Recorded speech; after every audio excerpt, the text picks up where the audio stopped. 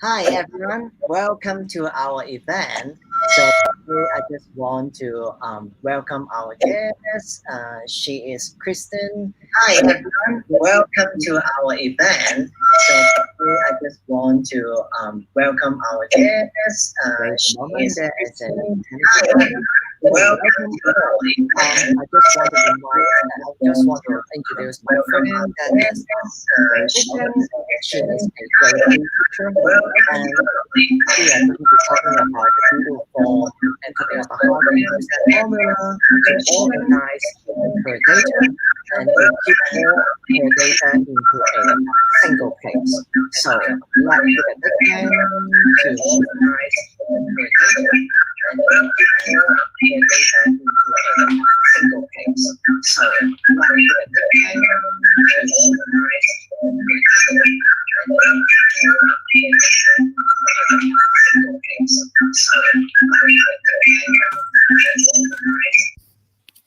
Kristen, can you slow down the slow down the volume of other device so the echo will be gone.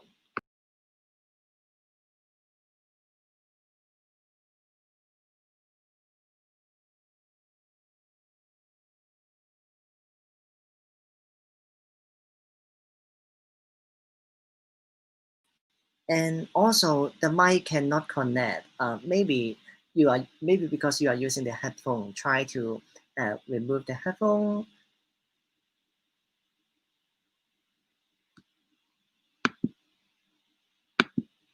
The headphone. Remove the headphone.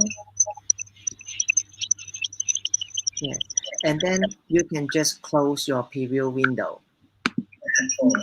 Just close your preview window. Yeah. So turn off the sound of the preview window, and then you can just close your preview window. Just close your preview window. Yeah. So turn off the sound of the preview window, and then you can just close your preview window. Okay, you can start your presentation. Turn off the sound of the preview window, and then you can just close your preview window. Okay, you can start your presentation. Turn off the sound of the preview window, and then you can just close your preview window. Wait a moment. Okay, you can start your presentation. Turn off the sound of the preview window, and then you can just close your preview window. Wait a moment.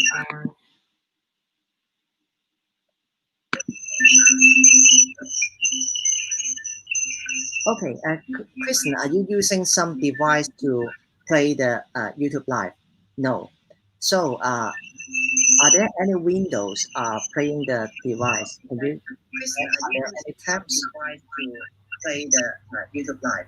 No. So, Hang on. are there any windows playing the device? Kristen, are there any tabs to play the YouTube Live? No. So, Hang on. are there any windows?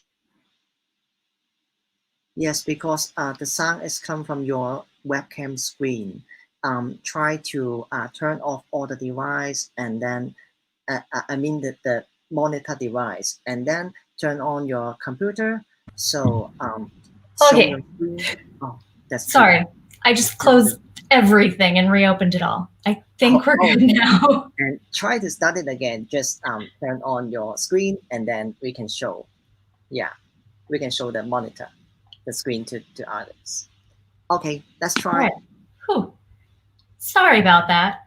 I don't know where it was running from, but I couldn't see it. So we just closed everything and started all over again. All right. So, are we good to go?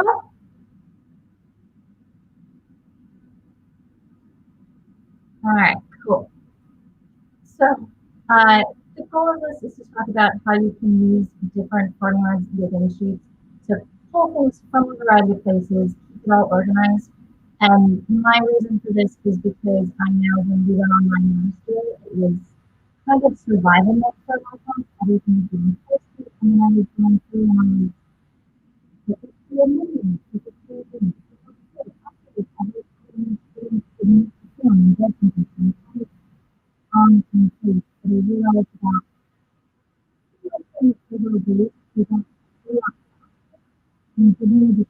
information I needed that saved me tons and tons of clicking and checking in and just seeing what was going on. So I wanted to share that with you guys. This slide deck is available for you if you want it. I'm going to be using it a little bit, but it's mostly a really good reference if you've forgotten what the different parts of the formula are, kind of how they look like. There's a few GIFs embedded in there. So if you want to get it, here's the bit.ly. And then we're going to go through a few different things this time around.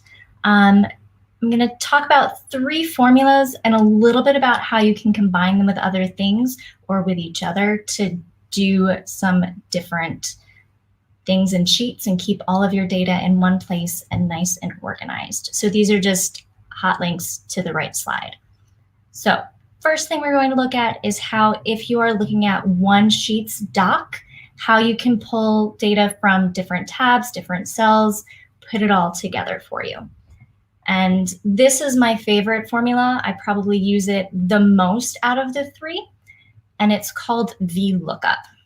So when you are looking at the formula, there's 3 different parts to it. So first, this just means search for. So if you're in the document, you're telling it to search inside this document for whatever you have in this cell, or you can make it a word or a number, and it'll look inside this range. It'll count to the second column, and then as long as you put false here, it's looking for the exact match that's over here in A3.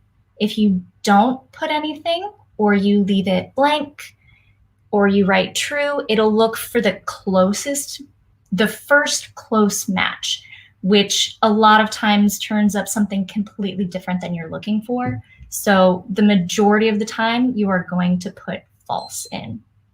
So let's look at how this actually works in a form. So here we have just a basic fake names, random codes, looking for kind of pulling and organizing different ways so I don't have to type the same thing 100 times. So let's say I have these students are on my caseload and they're all needing some specific type of intervention and support. I can create a coding system. So all I have to do is type 1 through 5, and it'll automatically pull in the type of intervention support they might need. And I can do that with my VLOOKUP. So VLOOKUP, I want to search. First thing, I want it to search for the code. So I want it to look up the code here. And all I had to do after I typed VLOOKUP was click the cell that I want it to look for. I don't even have to type anything in. Then I put a comma and I tell it I want it to search for that code over here. And then for this cell, because I want to know what support they need, I'm going to tell it to count over to the second column because I want it to tell me the value in the second column. So it's the second column of the range I've selected. So this is column 1, this is column 2. And it will always look for this value in the first column. So I don't know when you would ever say report it again in column 1, but in this case, I want it to report in column 2. And then I'm going to say false because I want to make sure that it's the exact match. And then it puts reading intervention in here for me. And then because it's sheets, all I have to do is click into the cell, grab this, drag it down, and it copies it. But you'll notice I'm getting a lot of NAs here. And I'm getting that because I did not lock these cells. So if I add $signs here in front of the row and column values, it tells Sheets that should not change. So if I drag again, you'll notice now I have fewer NAs. And if I click in between, let me get my cursor in the right place, between this first answer and this one, the only thing that's changing is the value. So it's looking over here at the correct one, but it's still looking at the same range. I locked it in, so that's not going to change on me anymore. And then I notice I get down here, well, I have an NA, and that's because I put a 6 here, but 6 doesn't exist over here. So that's telling me I did something wrong. Oh, that's supposed to be a 5. and I know this person needs OT. And this is great because then I can go in and I can change, he doesn't need this anymore, he needs this. And it automatically updates it for me. And I can do the same thing if I want to get the case manager in charge. So 90% of times I say copy the formula, paste it, and then just make sure it's right. And if you click into the formula bar and paste it, it will not change this value. So it will keep it the same. And all I need to do now to get the case manager is change that from column 2 to column 3, because now I want it to count column 1, column 2, column 3. Tell me who's in charge of that student and their intervention support. And again, copy it down the list. So if later in the year the OT person changes, I can go over here and I can say it's Ms. Smith, and now the person in charge of that student's intervention has changed as well. I didn't need to do anything, however many times it appeared, just change it once, which can save you a ton of time.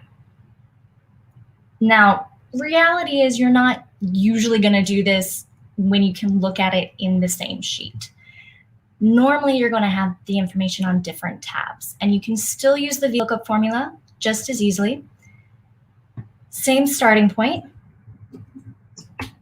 I'm still going to want to look for something over here. In this case, I'm still wanting to look for that support code, but now I want to look on a different tab down at the bottom.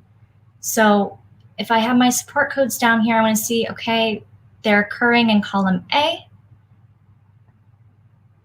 So I can click here. Or if this is the only thing on the sheet, I can actually just tell it to look for the entire column. So I can say you're looking column A to column B. And then it's reporting column 2 and false. Because remember, count column 1, column 2. This is the information I want to get put into that empty cell. And I want it to match exactly what's in E2, not just a close answer. And then you'll see it puts reading intervention in here, and I can drag it down and it will fill it all the same. And again, I had that one wrong. And I can do the same thing for my case manager data. Again, copy the formula, click into the formula bar, paste it, and then all I need to do is change the name of the tab at the bottom. So now it's looking in teachers through columns A and B for the second column, and it report it.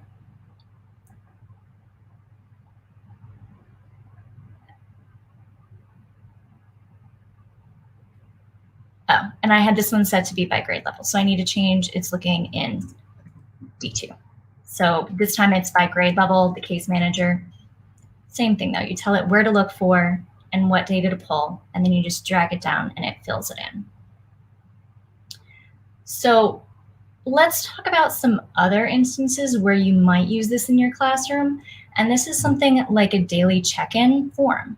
So here I have really basic form. Tell me how life's going for you. Do you want to schedule a check-in with me? Anything you want to tell me about your life, what's going on? When I come up here to responses, if I click the create spreadsheet, I can choose to move it to an existing spreadsheet.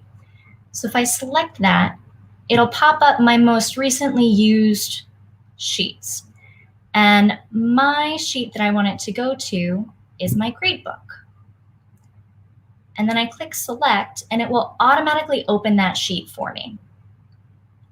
And I can change this down here to be something a little bit more specific, like August 1st, instead of just form response 1, 2, 3, 4, 5, 6, 87. And I know it's collecting live data because it has that form icon there. And then as they complete it, it'll automatically update here. But what I can do is I have a tab here about daily check-ins where I can insert a new column. And I'm going to put it to the left so the newest is always first. I'll add the date.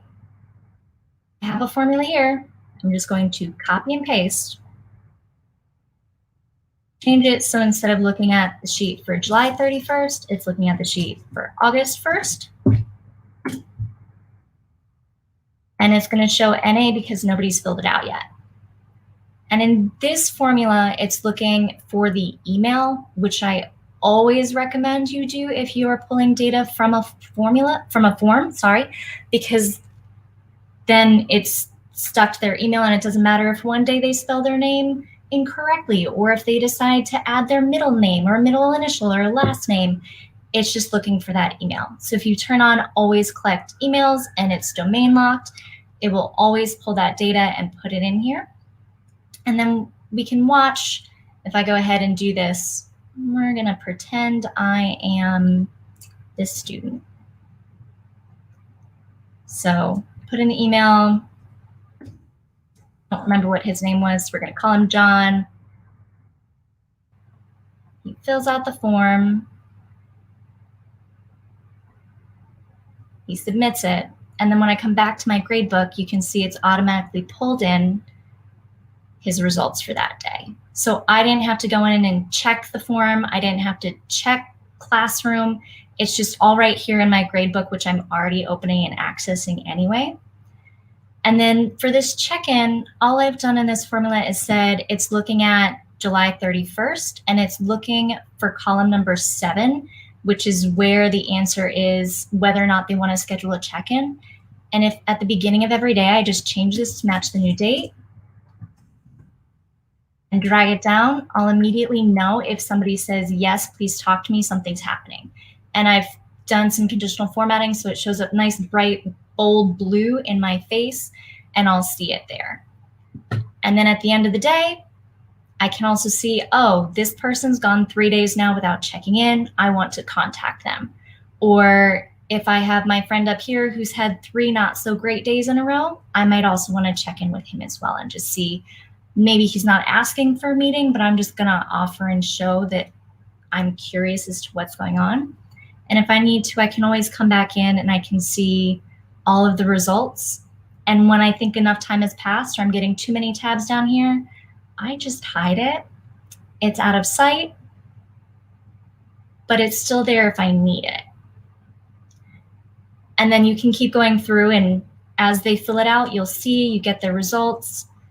It fills it in. I have it set to just show me their overall, this is how I'm feeling today, but there's a lot of other things I could have added in as well. I could have had extra columns for their sleep or breakfast or in general, how are things. I could set it to count whichever column I wanted it to.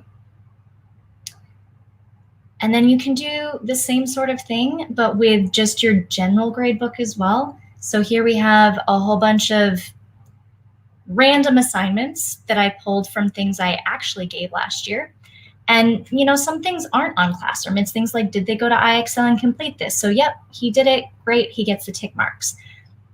But I can also have my forms that I'm using for, did they understand it, things that are set as quizzes, to pull in here as well.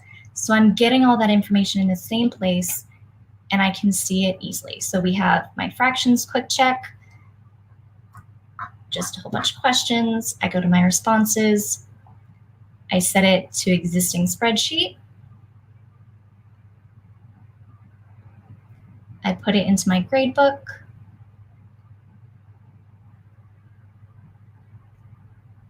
And then I'll do the same thing again, create that VLOOKUP, but this time I'm going to put it into this tab. So, I didn't have it saved. All right, so we're going to look for their email, which is in A3 on, we're going to change this.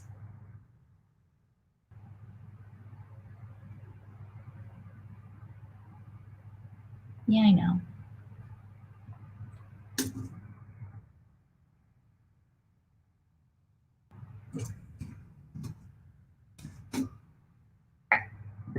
I remember what it is. So we're going to look it up in here. They're going to look in this range. So I want starting from B to C so that I can get their overall score.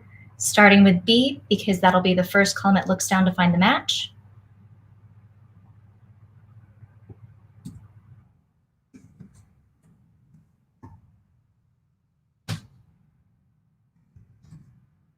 and counting over column 2.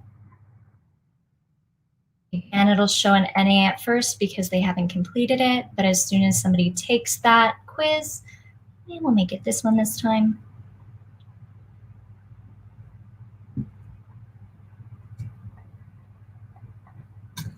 Still don't remember what random name I chose, so we're just going to go with it.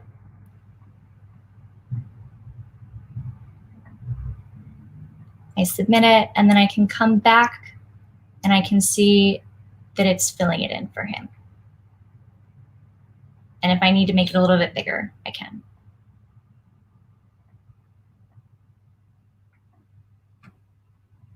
And I forgot to say false, which is why you're seeing all of these getting filled in even though only one person completed it. So it's pretty quick to notice when you do something wrong.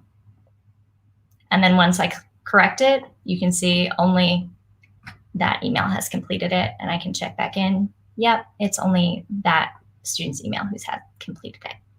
So the VLOOKUP formula is a really great way to take all of those forms and things you're already doing and automatically populate it into spreadsheets you have going, things you would be using anyway, and kind of get a sense of it, especially since we don't always just collect numerical data from forms that are interesting to us. And I mean, you can chain a whole bunch of them together and get a lot of information all collected in one place. I'm going to show you, this is an insane document I'm currently working on putting together, which is taking all of the grammar skills and turning it into like a gamified setting where every single one of these is a VLOOKUP to a separate form that's auto grading, and then it sums up how many points total they have going on for their nouns. Then it comes over here. It is combined with an if formula. So if they have a combined total over a certain amount, they're awarded a level. And then it looks up that level and gives them a badge. And then it kind of just goes from there. So you can do a whole lot with VLOOKUP, and it can be really crazy like this, or it can be nice and simple and just give you your daily running check-in of how are my kids doing, who's here, who's present, how are they feeling, especially if you're in an online setting like I will be, and you might not get to see them and have that face-to-face chat when you notice they're getting sad or they're having a rough day and they just want to tell you about it. So I just want to check in really quickly. Are there any questions on the VLOOKUP that I should be answering?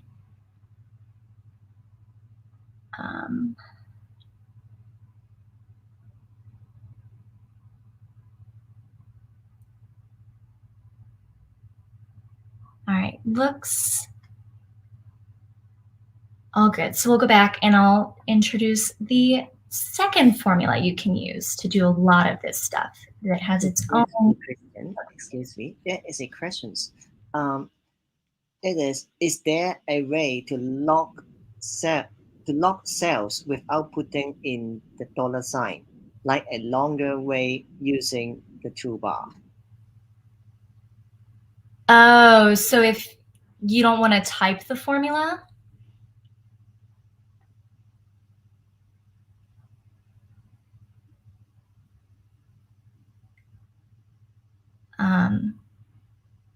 And where'd the question go? Okay. To lock the cells without putting in the dollar. I don't know of a longer way. I think there are some things out there I've seen where if you click Shift or Command or Control as you type it in, it automatically adds it, but I don't know exactly what that is. And anytime I've tried it, it hasn't worked for me. So I don't know the answer to that one, but it's a dollar sign. It's pretty easy. I just do that rather than trying to complicate things and go looking for formulas. I mean, it works for me. If you find it and that works easier for you, go for it.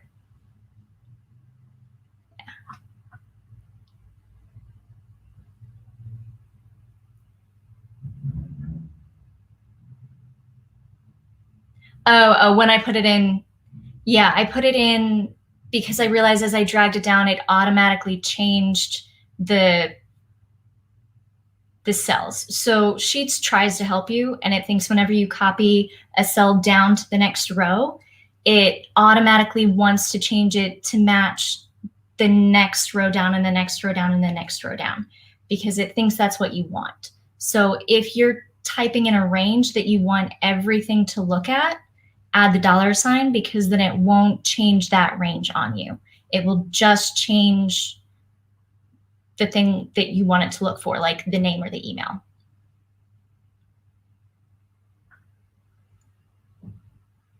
Good. Okay, cool. All right, so next formula.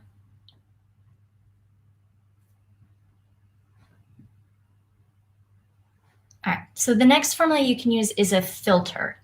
So your filter is a little bit different than your VLOOKUP because it lets you get multiple responses back at the same time. But you'll notice it tends to be a little bit longer, and you have to type those ranges repeatedly. And if you're referencing other tabs, you have to type it repeatedly. So it can be a little bit more complicated to type in and make sure you're getting it correct, but it's a really great way if you want to get a list of students back instead of just this is how this one student answered. So here are the pieces of your filter formula.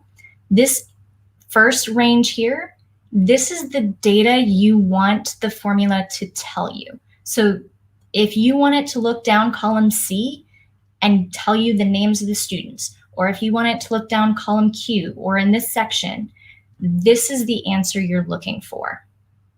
And then this is the first range where they're going to try and make a match.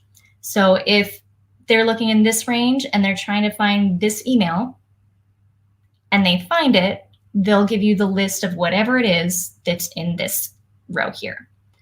And then with filter, you can add a second condition as well. So if you want it to look for this teacher here and where they've answered no to a question, and something else, and something else, and something else. So you can have 2, 3, 5 different conditions on your filters so that it helps you to narrow things down if you want to. So here's what that looks like in the actual formulas. So I have one already ready for us here. We're going to start just if you're looking at the sheet and you want to filter on this view, we're going to start with our filter. And I want to know the names of the students. So I want this reported to me. And I want it to look for the grade that's greater than, less than 11. And I hit enter, and you notice I typed into this bar and it automatically filled the names of all the students who are in a grade prior to grade 11. And if I wanted a different list, let's say younger than grade 10, or I wanted to just know anybody who was in grade 10. So this second value here, the second range that they're looking for, you can use a number of different things in it. You can do greater than, you can do less than, equal to. If you want to do greater than or equal to, or less than or equal to, you put that first. So if it's greater than or equal to 10th grade. If you want to know everybody who is not in a grade, you do the two side carrots, I don't remember what they're actually called, back to back, and it'll give you the list of everybody who is not in that grade. So it's a really good way to get those lists of all the people that are matching the criteria you're looking for. And it always populates down. So I'm having it look down the column, so it populates down.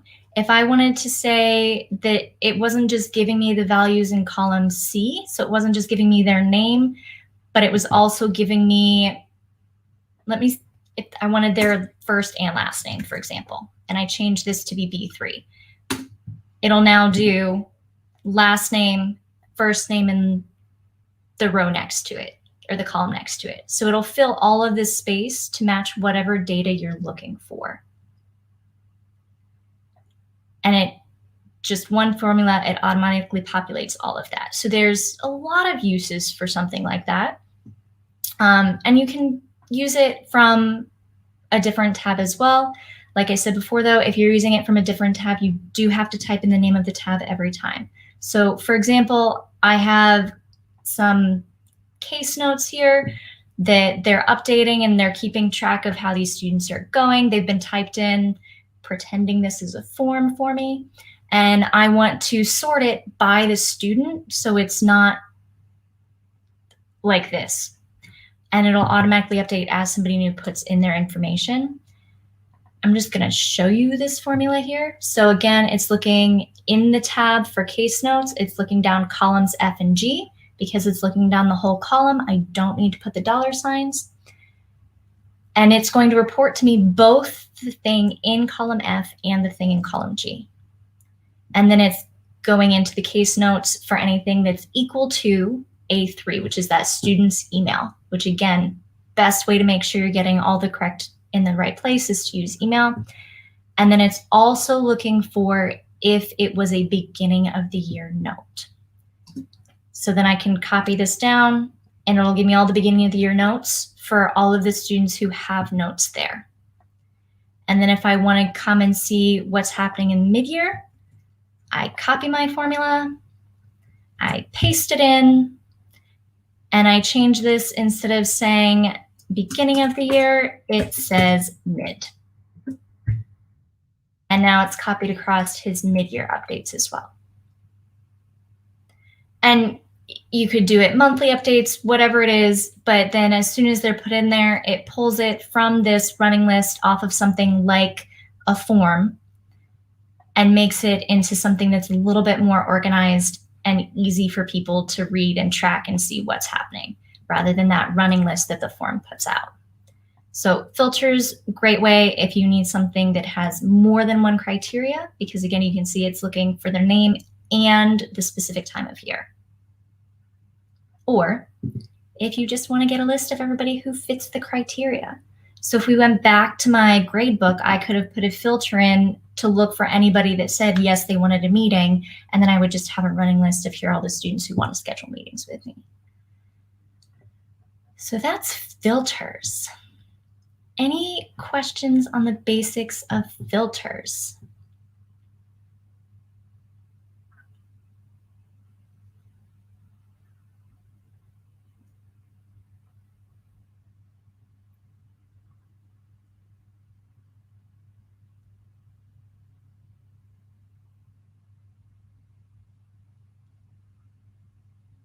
All right, I don't see any questions about filters.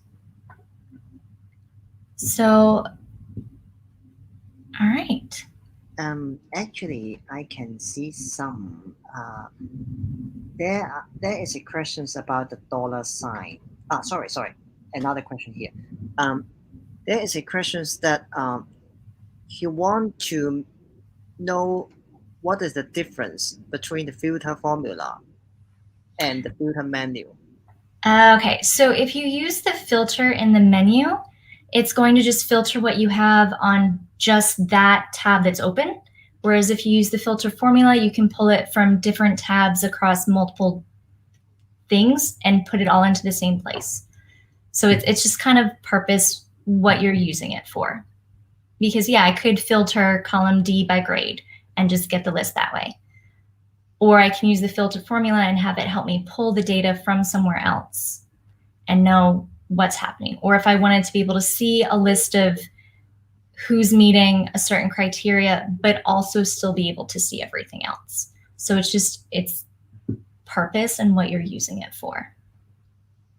Yes, and one more here. So the dollar sign is basically locking the data to the specific cells without changing as we go down. Yes. Yes. Cool. All right, cool. So let's filter. And then if you really want to, you could combine either filter or VLOOKUP with an if conditional. So instead of having it repeat whatever was actually in that cell, it's giving you a different value instead. So if this, then this, if not this, is the basics of how if works. So if the value of C2 is John, it's going to change it to 132. If it's not John, it'll write 0. Or if C2 is greater than 3, it's going to put in that they need support. And if it's less than 3, it's going to have no support. So you can make it whatever you want to. And then if you combine it with a filter, you just put the filter formula in that first part. So if the filter spits out no, it puts a 200. If it spits out anything else, they get 0. Or if the VLOOKUP, all the things, ends up saying reading intervention, it changes it to say yes. And if it doesn't say reading intervention, it changes it to say no. And so this is something that I used in this crazy formula here. So you can see if you look in, if this answer is greater than 250, they get the result of master. If it's greater than 200, they're level 3, and on and on and on. So you can chain it all together, but it just lets you change the value that comes back. So say you don't want a repeat of the fact that they need reading intervention again. You just want a yes or a no. You can change what it's telling you as a result of the formula by combining it with an if, which is just a cool thing. It's pretty simple, but it can make it a little bit more useful versus something like just sorting your data, because you can still have it somewhere else, but what you're looking at, it changes to be something different that is more meaningful to you at that moment in time. So I just wanted to mention that. And then just to look at the two side by side, VLOOKUP only works for one case of, well, I should say it only works for the first case of a lookup value in that first column.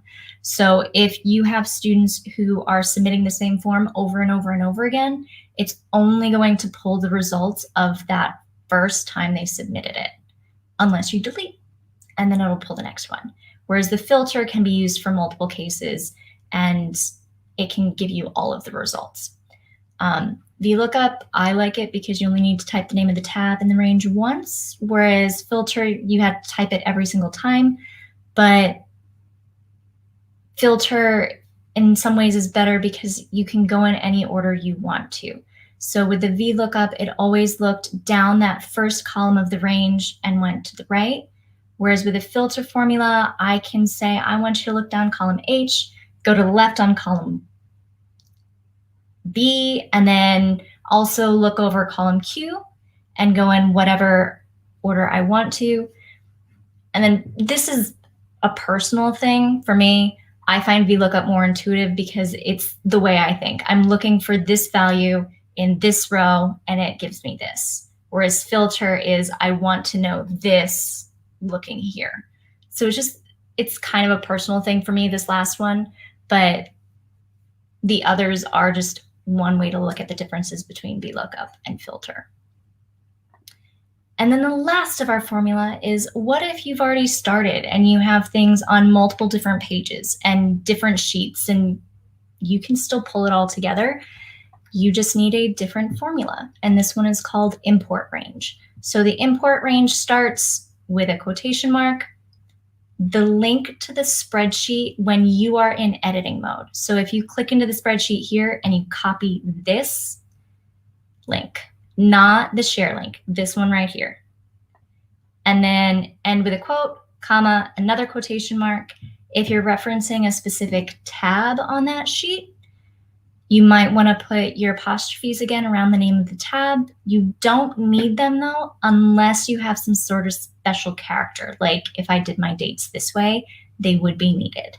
If I just wrote August 13th, even if there's a space, I don't need them. I need my exclamation mark to tell it to go, and then whatever range I want it to look up.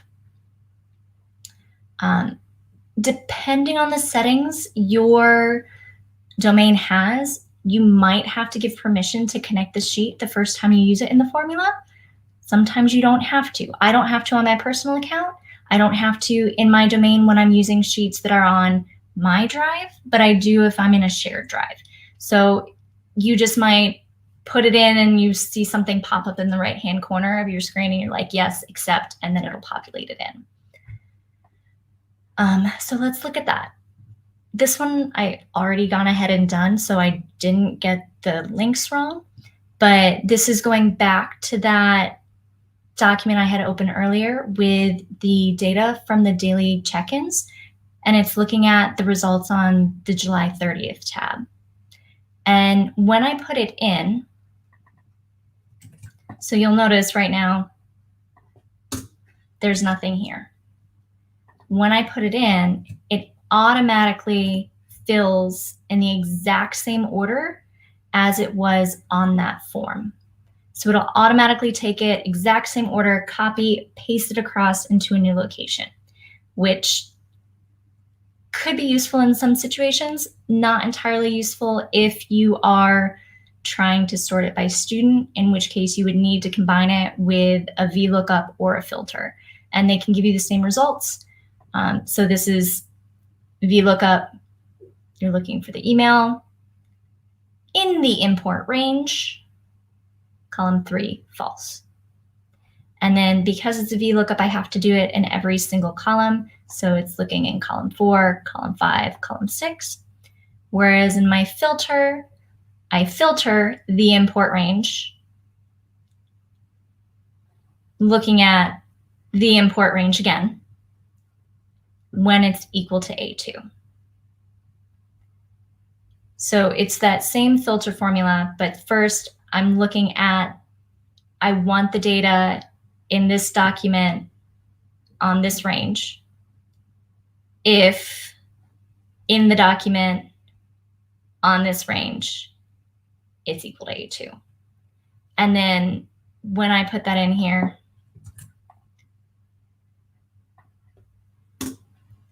it automatically fills all 4 of the columns across. So again, like I said before, filter does get a little bit more complicated because you have to put that in twice, whereas VLOOKUP, you only have to do it once. But with the VLOOKUP, I have to copy it across for all 4 columns. And so this could be a great way to use something like that data I had before on the different students. So I could sort it just by grade level and have a document that's just the running updates of that grade level that's only shared with the teachers who teach those students to help protect student privacy a little bit more. It keeps it a separate document so they can't go in and see others anywhere else. And for this one, it's the import, the range, if it's matching 11th grade, and you'll see it fills every single column and every single row to match whatever was in that document before. So it's a one paste, import, and it'll auto update as I update anything else on the other forms. So I could change the case manager, I could change our level of concern about them, add more notes about the student, and it'll automatically update it on this sheet that the 11th grade teachers could see. So they know what's going on with their students and what they need to do to help support them. Or you add it to the badging and then you make a page for every single kid. So this one is looking for their name on that original sheet. And then it's looking for this badge they've earned and this badge they've earned and this one all the way through. And then because I've done it this way, next year, all I need to do is change the names of the students and their emails. It will clean everything out, wipe it all, update the names, and I don't have to touch anything else on my forms. I don't have to touch anything on my formulas. I just keep them active, they keep working, and they keep updating it so the kids can work through their grammar and they know what's happening because it's all linked together. Because these values and this name here are linked to this document where they're looking at this badge and they're looking for the email on this page. So it's all connected, and literally to switch from year to year, all I will have to do is change the names and change the emails, which you can't see, but they're in column A. So it's really It's a great way to save yourself a lot of time if you have forms you're using year after year after year. So yeah, import range was option number 3. And so those are the big 3 formulas I use. Like I said, I mostly go for VLOOKUP just because of what I'm using it for, but all of them have their purposes. They all do things. And if you want access to the doc so that you can see what the formulas look like again and, copy and paste them on the slide deck, all of these are active links. So you can go in, you'll be able to view. So if you click into the cells, you can see what the formulas in them look like, and you can copy, paste, edit to match what you want it to be, because honestly, copy and paste your formulas. Don't retype them every time. That's insanity. And that's all I have for you.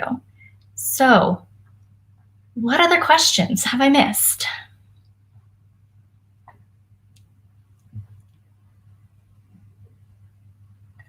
Just one.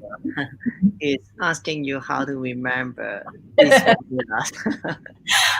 Some of it is once you've made your 50th link, you just remember it. Some of it is you just copy and paste it enough, you see it and you know. And some of it I just copy from one to another and I don't actually remember it until I'm trying to explain to somebody else why it makes sense. So, I mean, honestly, get it once, get it working, make sure you know what the different parts of it are, which is why I gave you that really big blow up with all the arrows. And then you can just copy it from one document to the next. You don't have to retype it. You just have to know this is what it's looking for. This is what that's looking for. And when you are typing in sheets, it tries to help you. And okay, this is what should come next, and this is what should come next, and this is what should come next. So it tries to give you that prompting. So if you get stuck, just look at that gray box that pops up as you start typing in a formula. Yeah, they're next level, but the amount of I can get everything in one place now instead of looking through 50 different forms responses to see what my kids are saying is so helpful, because it's not just that 80 million clicks to get it or open up everything every day. So it copy, paste, copy, paste, copy, paste, a little bit of tweaking, and then have fun with it. Once you start, you'll see other applications for it. These are just some of the ones I came up with or what I've used them for, but go for it. I'm sure you guys have other ideas that I never would have thought of.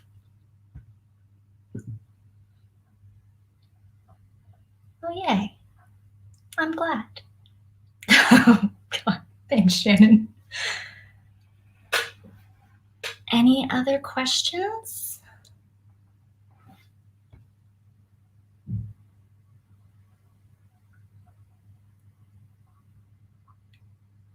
All right. Well, if there are no other questions from you guys, that's all from me. I think I've given you enough and probably made your brains hurt a little bit. So I'll just leave it there. Thanks for coming. I hope this helped. And if you guys need anything, you get confused, come back to the slide deck or reach out to me.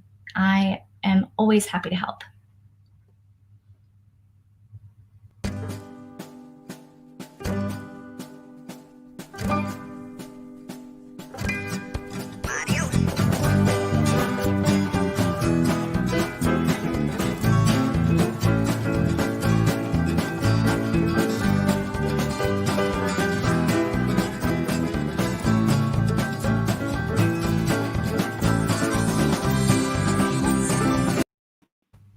So cool. Thank you. Thank you so much. Awesome. So I need to watch the replay and then try to learn those 3 formula, because I don't know any one formula in there. Yeah.